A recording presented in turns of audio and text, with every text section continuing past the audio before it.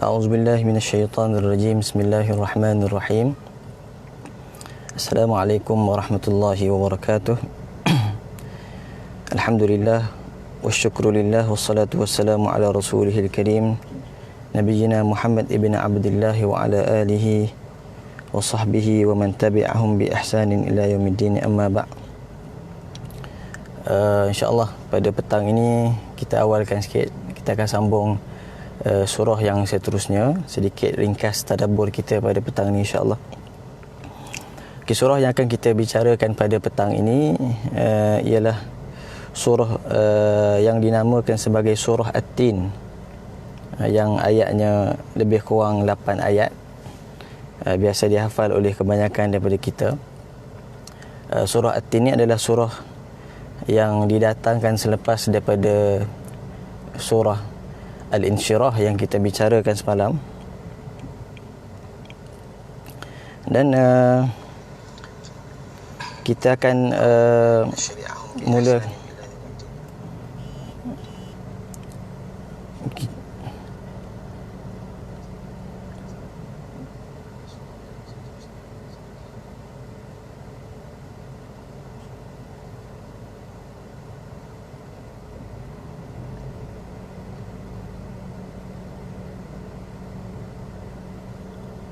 Okey, boleh mula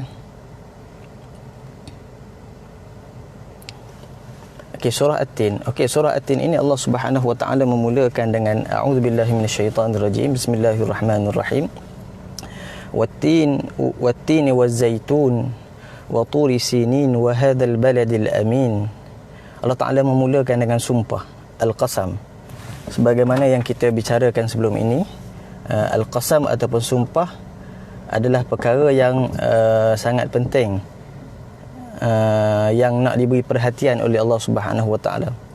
Jadi Allah Taala memilih di kalangan makhluknya, tak kala Allah Taala menegaskan dengan sumpah di dalam Al-Quran, seumpama dalam surah lain, wad-duha wal-laili idza saja wasyamsi waduhaha, itu memberi makna penegasan terhadap sesuatu yang penting, yang mana selepas daripada penegasan sumpah itu akan ada jawapan, huraian kepada apa yang kita tegaskan tadi. Biasanya contohnya kita sebagai manusia, kita katakan, betul saya tak buat benda ni, ataupun kita kata demi Allah, kan? Sebab manusia ni tak boleh bersumpah melainkan dengan nama Allah Subhanahu wa taala. Contohnya kita kata demi Allah. Apa demi Allah tu? Demi Allah saya tidak mencuri, ataupun demi Allah saya akan solat lepas ni. Jadi biasanya selepas kita bertegas dengan sumpah, akan ada benda yang penting yang kita nak nyatakan. Jadi begitulah sifatnya Quran. Jadi dalam surah yang pendek ini Allah Ta'ala bersumpah dengan At-Tini waz-Zaitun. Ada 3 perkara yang menjadi sumpahan Allah, ataupun 4 perkara yang menjadi sumpahan Allah Subhanahu wa taala. Pertamanya adalah At-Tini waz-Zaitun, buah tin dan juga buah zaitun.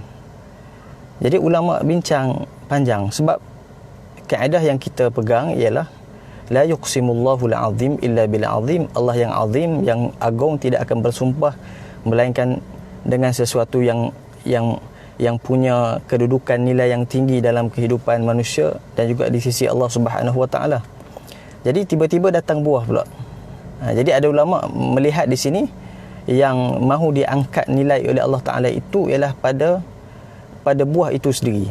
At-Tin, satu buah yang ada kedudukan. Buah az-zaitun yang ada kelebihan dia kan, minyak zaitun, buah-buahannya ada khasiat, sehingga suatu hari diberikan satu bekas kepada Nabi sallallahu alaihi wasallam, buah tin, dan juga Nabi makan bersama dengan para sahabat ridwanullahi alaihim yang bersama dengan Rasulullah SAW. Kemudian Nabi kata, kamu nak tak jika aku menceritakan kepada kamu tentang buah daripada syurga? Maka salah satunya adalah buah inilah. Maka Nabi kata dia boleh mengubati penyakit buasir dan segala-segala penyakit yang ada. Jadi dia ada kelebihan yang tersendiri. Sudut saiznya yang kalau kita baca panjang lah. Begitu juga buah zaitun. Jadi pendapat pertama di kalangan ulama tafsir melihat kepada khasiat buah itu sendiri. Maksudnya kelebihan yang nak ditegaskan oleh Allah berdasarkan kedudukan dan nilai yang ada pada buah itu, khasiat, kelebihan dari sudut saintifiknya, kesihatannya, pemakanannya, penawarnya, itu. Tapi ada pendapat yang kedua yang kita lebih cenderung kepadanya, ialah bukan pada buah itu, tapi di mana buah itu yang banyak tumbuhnya, tempat tumbuhnya, negeri tumbuhnya buah itu, yang mana menjadi negeri tempat duduknya para Nabi Allah alaihi wassalatu wassalam. Maka dikatakan wattini wazzaitun itu, at-tin merujuk kepada khilaf di kalangan ulama lah. Ada yang kata at-tin merujuk kepada Iraq tempat yang mana Nabi Nuh alaihi salam, risalah yang pertama turun kepada para anbiya, para rasul adalah kepada Nabi Nuh alaihi salam. Maka disebut tin itu kerana istawat alal judi, yang mana melabuhnya bahtera Nabi Nuh di atas bukit Judi, yang dikatakan di atas bukit itu penuh subur dengan buah pokok-pokok tin tadi. Itu pendapat antara yang disebut oleh mufassirin. Ada yang dikatakan dibina masjid dan sebagainya. Yang kedua, wazaitun itu merujuk kepada Palestin. Palestin ni merangkumi Syam lah, merangkumi Palestin, merangkumi Dimashq, Syria, dan beberapa daerah yang dikira sebagai Asyam. Jadi Asyam itu katanya para ulama tempat tumbuh segar pokoknya zaitun itu, merujuk kepada Nabi, para anbiya di kalangan Bani Israel yang diutuskan dekat Palestin tadi, dekat Syam. Kalau kita lihat, hampir keseluruhan Nabi-Nabi di kalangan Bani Israel diutuskan di Syam, melainkan Nabi Musa dan juga Nabi Yunus AS, yang termasuklah Nabi Isa juga di situ. Jadi pendapat yang pertama, pendapat yang kedua adalah meneguhkan bahawa apa yang Allah Ta'ala mahu tegaskan dalam sumpah ini bukan semata-mata pada khasiatnya buah yang dapat diambil manfaat oleh manusia, tetapi juga merujuk kepada tempat suburnya pokok tumbuh-tumbuhan buah tadi, yang mana diduduki ataupun didiami tempat itu, negeri itu, oleh para Nabi Allah dan para Rasul yang kita sebut tadi. Maka disebut wattini wazzaitun. Apa buktinya? Apakah yang mengukuhkan takwilan ini? Adalah ayat yang kedua, wa turi sinin. Sebab ayat yang kedua didatangkan tempat yang dinamakan sebagai Turi Sinin, Bukit Tursina, ataupun kita sebut sebagai Bukit Sinai kan, Semenanjung Sinai. Kalau pelajar-pelajar yang belajar di Mesir, mereka biasa setiap tahun ada jaulah ke Bukit Sinai, sebab kadang-kadang naik atas tu nak main salji, sebab dia bersebelahan dengan Palestin. Ada orang kata Israel, Palestin lah, kita boleh nampak sempadan tu kan, dan atas tu dia sejuk sikit. Mungkin kawan-kawan di Jordan dah biasa dengan salji dan sebagainya, tapi kalau kawan-kawan di Mesir, kalau nak rasa salji, biasa dia naik ke Bukit Sinai ataupun Bukit Tursina tadi, yang mana menyaksikan perbicaraan Nabi Musa dengan Allah Subhanahu Wa Taala, munajatnya Nabi Musa dengan Allah Subhanahu Wa Taala. Maka melibatkan juga Nabi. Sebagaimana at-tin dan az-zaitun itu merujuk kepada satu negeri yang tumbuh dengan subur pokok-pokok tin dan zaitun, maka dikukuhkan takwilan tafsiran pertama kedua itu dengan ayat yang kedua. Allah Ta'ala menyebut tentang wa turi sinin. Allah Ta'ala bersumpah, bertegas dengan Bukit Tursina yang menjadi saksi kepada persinggahan munajatnya Nabi Musa alaihi salam dengan Allah Subhanahu Wa Ta'ala. Itu yang kedua. Yang ketiga, Allah Ta'ala menyebut wa hadzal baladil amin, maksudnya merujuk kepada Mekah al-Mukarramah. Jadi ini tempat Nabi juga, Nabi Ibrahim, Nabi Ismail, Nabi Muhammad alaihi salatu wassalam. Jadi pendapat yang mungkin kita boleh ambil yang berkait dengan ayat-ayat yang seterusnya ialah Allah Ta'ala bersumpah dengan buah-buahan dan juga tempat itu merujuk kepada padanya didiami oleh para rasul dan para anbiya yang telah sekian lamanya meneguhkan ataupun menyebarkan agama tauhid Allah Subhanahu Wa Taala. Sebab sekarang ni dia nak bicara, sebab dalam surah Ad-Duha ialah surah yang berkaitan dengan persediaan kepada Nabi untuk memulakan dakwah. Maka dalam surah At-Tin ini Allah Ta'ala nak beritahu bahawa dakwah yang dibawa oleh Muhammad ini bukan benda yang baru. Dia benda yang sesuai, yang telah yulaim ataupun yang sesuai dengan penciptaan manusia itu, fitrah penciptaan manusia. Sebab tu kita akan tengok dalam ayat nanti khalaqnal insana fi ahsani taqwim. Kerana Allah Taala nak menegaskan bahawa dakwah yang akan dibawa oleh Muhammad ibn Abdullah Rasulullah itu bukan benda yang baru, tapi ialah dakwah yang sesuai dengan takrim, kemuliaan Allah, dengan menciptakan manusia itu dengan ahsani taqwim, sebaik-baik penciptaan. Jadi Allah mulakan dengan menyebut, bersumpah, menegaskan sumpahan dengan tempat-tempat, makhluk-makhluk, buah-buahan, tumbuh-tumbuhan yang ada kaitan dengan negeri yang didiami oleh para anbiya dan para rasul. Sebagai ulama kata, sumpahan ini diikut tertib al-ashraf thumma al-ashraf, yang mulia kemudian yang paling mulia sekali. Maksudnya ala hasab tafdhil, maksudnya tilkar rusul faddalna ba'dahum ala ba'd. Sebab apa? Sebab yang akhir sekali Allah Taala sebut wa hadzal baladil amin. Hadzal baladil amin ini merujuk kepada Mekah. Ini adalah negeri yang aman. Jadi aman, kalau kita tengok aman kat sini, sebab Mekah ni memang negeri yang paling dicintai oleh Allah Subhanahu wa taala. Ini berdasarkan apa yang kita baca dalam sirah. Suatu hari Nabi apabila dia dihalau kena berhijrah ke Madinah, sebelum Nabi keluar, Nabi berbicara kepada Mekah.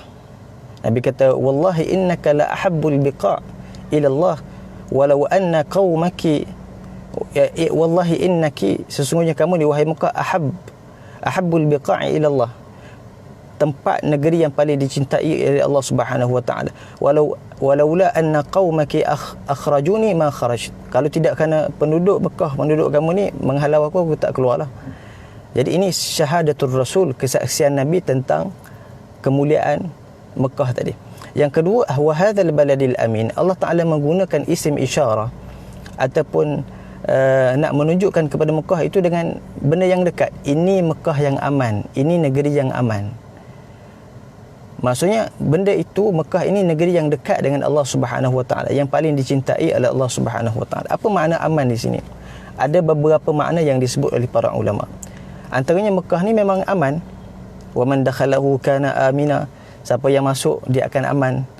Mekah pula tidak pernah terlibat dengan peperangan. Kalau kita lihat dalam peristiwa bergajah umpamanya, tak kala tentera bergajah nak datang memerangi Mekah, menghancurkan Kaabah, orang Mekah ni tak boleh nak buat apa, sebab dia orang tak pernah ada persiapan senjata, tidak pernah ada pengalaman perang. Kerana mereka itu, pertamanya dari sudut-sudut yang lain, mereka ni orang luar tak berani nak sentuh. Orang Arab luar daripada Mekah ni, mereka tak berani nak sentuh, nak perang dengan orang Mekah, nak tumpahkan darah orang Mekah. Sebab bagi mereka orang Mekah ni dia mulia sikit lah, sebab mereka ni menjaga tanah haram. Yang kedua, sebab mereka ni ada kepentingan lain lah, mereka ada letakkan juga patung-patung mereka di Kaabah tadi.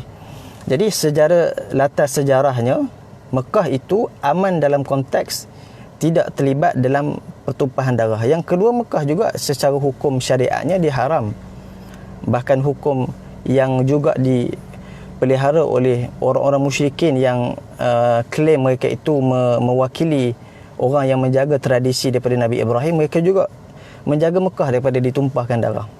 Maksudnya kalau bergaduh apa sampai dekat tanah haram, mereka tak akan saling menumpahkan darah di tanah haram.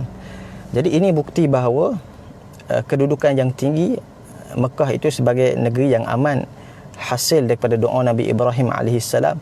Rabbi ja'al hadha baladan amina warzuq ahlahu minas samarati man amana minhum billahi wal yawmil akhir. Maksudnya Nabi Ibrahim mendoakan supaya dijadikan Mekah ini sebagai negeri yang aman. Okey, sekarang ni kita pergi kepada yang seterusnya. Iaitu Allah Ta'ala nak menceritakan tentang penciptaan manusia. Allah Ta'ala nak menciptakan penciptaan manusia.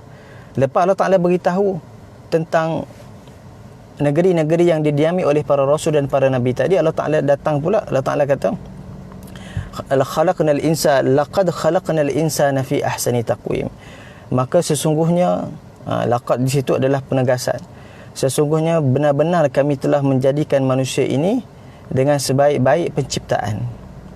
Kebanyakan ulama tafsir apabila dia menghuraikan ayat ini, mereka menunjukkan kepada ciptaan di situ adalah ciptaan dari sudut surah. Suratul insan, rupa paras manusia. Manusia ni lengkap, ada panca indera yang baik, anggota yang sempurna, indah, cantik jika dibandingkan dengan makhluk-makhluk yang lain. Tapi sebenarnya apa yang ingin difokuskan dalam ayat ini bukan setakat merujuk kepada penciptaan rupa paras, tapi Allah Ta'ala nak beritahu yang inti daripada kesempurnaan penciptaan manusia itu adalah akal dan juga ruh, jiwa dan juga akal manusia yang menepati fitrah. Sebab apa? Sebab Allah Ta'ala nak kaitkan manusia ni memang Allah Ta'ala dah ciptakan dengan sebaik-baiknya sesuai dengan fitrah, yang mana sepatutnya fitrah itu mengikuti agama para anbiya tadi yang mentauhidkan Allah Subhanahu Wa Ta'ala. Maksudnya Allah Ta'ala nak beri sebagai khitab, sebagai bantuan kepada Nabi untuk berbicara dengan orang-orang musyrikin bahawa agama yang aku bawa ini, yang pertama adalah agama-agama para Nabi dulu. Yang kedua, agama yang aku bawa ini adalah agama yang sepatutnya jika manusia itu menyahut kesempurnaan penciptaan dia yang sesuai dengan fitrah, mereka akan mengikut agama yang aku bawa tadi. Sebab tu dalam hadis yang lain Nabi kata kullu mauludin yuladu 'alal fitrah, setiap budak dilahirkan dalam keadaan fitrah. Sama ada ayah dia yang menjadikan dia Yahudi ataupun Nasrani ataupun Majusi. Ulama kata fitrah itu adalah isti'adaduhu lil Islam, liqabulil Islam, persediaan sifat ketuhanan, sifat fitrahnya yang berhajat kepada mentauhidkan Tuhan yang satu. Jadi dalam ayat ini Allah Ta'ala nak beritahu, setelah bersumpah dengan tempat-tempat dan juga makhluk yang punya kaitan dengan para anbiya alaihimussalatu wassalam, Allah Ta'ala kembalikan manusia supaya melihat bagaimana manusia itu khalaqnal insana fi ahsani taqwim. Dan bukan setakat takwim itu pada penciptaan rupa baras, manusia ni lebih indah daripada binatang ke, tidak, tapi pada akalnya, pada jiwanya, pada rohnya yang sepatutnya mengikuti fitrah untuk tunduk dan patuh kepada agama tauhid yang juga telah dibawa oleh Ibrahim, yang telah dibawa oleh Isa, oleh Musa, oleh Nuh, oleh para anbiya, dengan syariatnya mengajak manusia untuk mentauhidkan hak Allah Subhanahu Wa Taala, yang kita gelar sebagai agama Al-Hanif, kan? Jadi itu maknanya khalaqnal insana fi ahsani taqwim. Jadi ahsani taqwim itu bukan bermaksud pada aspek rupa paras yang indah. Bahkan Nabi sebut dalam hadis, innallaha la yanzuru ila suwarikum walakin yanzuru ila qulubikum wa a'malikum. Kerana inti pada manusia yang benar sempurna itu bukan setakat dia handsome ke ada kekayaan tubuh badan yang sihat, tapi dia menggunakan segala panca indera tadi sesuai dengan akalnya, ruh yang sihat, hati yang bersih, untuk akhirnya dia mengikuti fitrahnya, mengikuti agama tauhid yang sedang dibawa oleh Muhammad ibn Abdullah Rasulullah sallallahu alaihi wasallam. Okey, kemudian ayat seterusnya, summa radadnahu asfala safilin. Setelah Allah Taala menegaskan dengan tempat para rasul tadi, manusia diciptakan dengan sebaik-baik penciptaan, Tuhan kata kemudian kami kembalikannya ke sehina-hina tempat ataupun serendah-rendah tempat. Di sini ada perbahasan ulama. Ada ulama kata serendah tempat ini adalah manusia akhirnya tak kala dia membesar, dia akan jadi tua balik, arzalil umur, dia akan jadi nyanyuk balik. Orang kan dah makin tua, dah makin lemah badannya, kesihatannya kurang, kekuatannya tak kuat. Maka itu tafsiran pertama para ulama. Tapi yang lebih tepat ialah di sini dengan makna manusia yang jika tidak mengikut fitrahnya untuk tunduk kepada agama tauhid yang telah dibawa oleh para rasul yang dulu, termasuknya adalah Muhammad Rasulullah sallallahu alaihi wasallam, tidak memanfaatkan kesempurnaannya, penciptaannya sebagai manusia yang sempurna, penciptaan yang sempurna, maka Allah Taala akan radadnahu asfala safilin, meletakkannya neraka yang paling rendah sekali. Semua itu didatangkan dengan maksud tempoh untuk dijatuhkan dalam neraka tu ada masa lagi untuk dia bertaubat. Itu yang membezakan umat Nabi Muhammad dengan umat terdahulu. Sebab umat terdahulu ni Allah Ta'ala boleh memberikan azab di dunia, Tapi umat Muhammad, antara fadail yang diberikan kepada umat Muhammad ialah mereka ini ditangguhkan azab di dunia. Maka summa dengan makna kemudian yang jauh. Kerana di situ sebagai ulama kata Allah Ta'ala nak memberi konotasi makna bahawa masih ada peluang untuk manusia bertaubat kepada Allah Subhanahu Wa Ta'ala. Itu tafsiran kedua memberi makna asfala safilin, ialah neraka yang paling rendah sekali. Innal munafiqina fid darkil asfali minan nar wa lam tajid lahum nasira. Contoh dalam ayat yang lain kan. Kemudian Tuhan kata ada istisna, illa alladhina amanu wa amilus salihat, melainkan mereka yang beriman dengan amal salih. Ayat ni Tuhan nak puji orang beriman ni dengan mendatangkan amilus salihat. Sebab keistimewaan orang beriman ni dia beramal. Dia bukan setakat dia belief, dia percaya saja. Bukan setakat dia ada falsafah yang hebat, dia punya ideologi yang, tapi amalan ke laut lah, ke sungai ke laut ke. Jadi maksudnya apa yang ingin diangkat oleh Allah di sini, orang yang benar-benar beriman, yang tunduk kepada fitrahnya sesuai dengan ciptaannya yang sempurna oleh Allah tadi, alladzina amanu wa amilus salihat. Dia beriman, kemudian iman dia itu menatijahkan amal, bukan wa alimus salihat, tapi wa amilus salihat. Okey. Falahum ajrun ghairu mamnun. Jadi orang beriman yang menatijahkan amal tadi, termasuklah amalan itu adalah amalan-amalan yang hasil daripada iman yang sesuai dengan fitrah yang kita sebut tadi. Falahum ajrun ghairu mamnun, maka mereka akan diberi ganjaran yang tidak putus. Di sini ulama ada bahas. Ada ulama kata ganjaran yang tidak putus ni contohnya macam ni. Ada orang tu waktu muda dia memang penuh dengan ketaatan, baca Quran, dia solat sunat tak tinggal, dia puasa. Tiba-tiba sampai umur dia yang dah tua sikit, mungkin dia datang nyanyuk ke apa, kesihatan tak elok, dia tak larat dah nak lakukan amalan tadi. Falahum ajrun ghairu mamnun, pahalanya berterusan. Itu sebahagian pendapat para ulama. Sebagai ulama kata maksud di sini ialah syurga Allah Subhanahu Wa Taala. Sebagai ulama kata juga maksud di sini ialah pahala yang berterusan selepas daripada kematian. Maksudnya orang-orang yang saleh melakukan amalan, boleh jadi sebahagian amalan dia tu boleh berterusan selepas daripada kematian dia tadi, berjumpa dengan Allah Subhanahu Wa Taala. Fama yukadzibuka ba'du biddin. Apa lagi sebab untuk kamu mendustakan agama hari pembalasan? Sebab kalau kita belajar perkataan ad-din ini, dia datang dengan setiap dalam bahasa Arab, sekiranya datang huruf da, ya, nun, dia akan memberi makna hubungan antara dua pihak, yang mana satu pihak itu lebih kuat berbanding pihak yang lain. Contohnya kita kata ad-din, agama. Dalam agama ada hamba dan ada Allah, Tuhan. Yang kedua ad-din dengan makna pembalasan. Kerana hari akhirat adanya manusia yang akan dibalas, adanya Allah sebagai Malik Yaumiddin. Yang ketiga dalam bahasa Arab juga datang dengan ad-dain, hutang. Sebab hutang ni biasanya orang yang tak cukup duit, dia berhutang dengan orang yang lebih kuat, yang ada duit.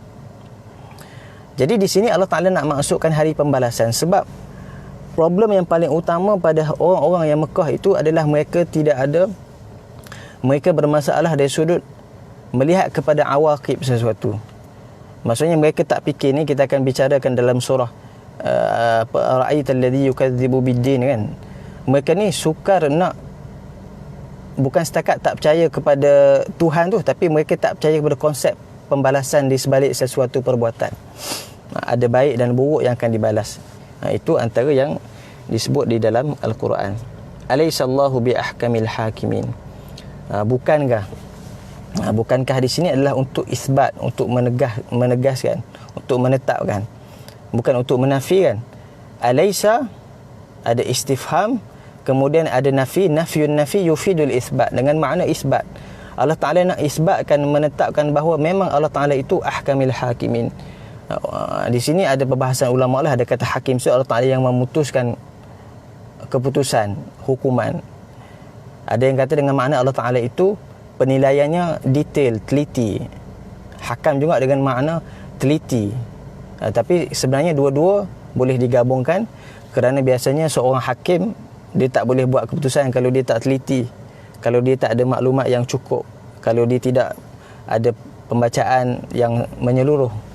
Maka apatah lagi Allah Subhanahu wa taala, tak kala di sifatnya ahkamul hakimin, sebelum memutuskan sesuatu Allah Taala pengetahuannya detail dan juga teliti, kerana ini sesuai dengan ayat yang lain di mana kata Allah Taala wala yazlimu rabbuka ahada. Kerana Allah Taala itu hukumannya tidak menzalimi sesiapa saja, keadilan Allah Subhanahu wa taala.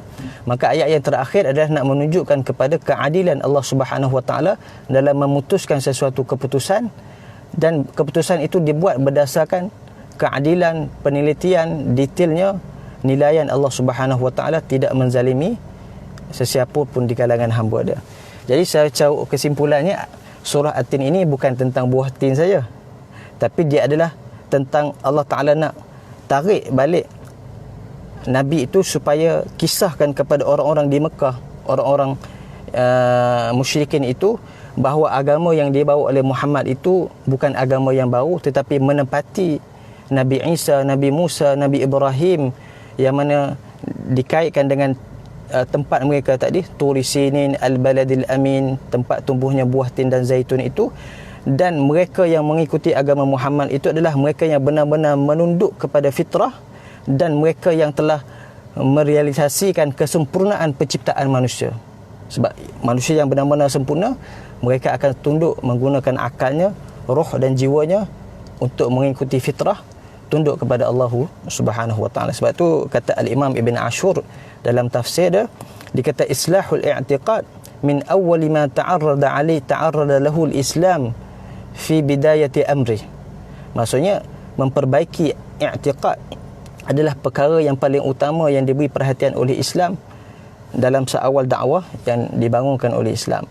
Sebab tu Allah Subhanahu wa taala tak kala Nabi dalam penuh pencarian, sewaktu mudanya penuh dengan persoalan, Allah Taala memberikan wa wajadaka dhalan fahada, dan mestilah yang meluruskan pencarian tadi, memberikan jawapan kepada persoalan Nabi itu adalah Islam yang datang dengan ilmu, dan ilmu Islam itu adalah ilmu yang boleh membawa kepada hidayah Allah Subhanahu wa taala. Itulah secara ringkasnya. Nampak kita pun dah lewat ni, mungkin ada nak persiapan untuk buka puasa dan sebagainya. Aku lama tasma'un wa astaghfirullahal azim li wa lakum. Assalamualaikum warahmatullahi wabarakatuh. Ustaz Syihan, Ustaz Khairul Amir ramai ni. Ahlan wa sahlan, barakallahu fikum. Assalamualaikum warahmatullahi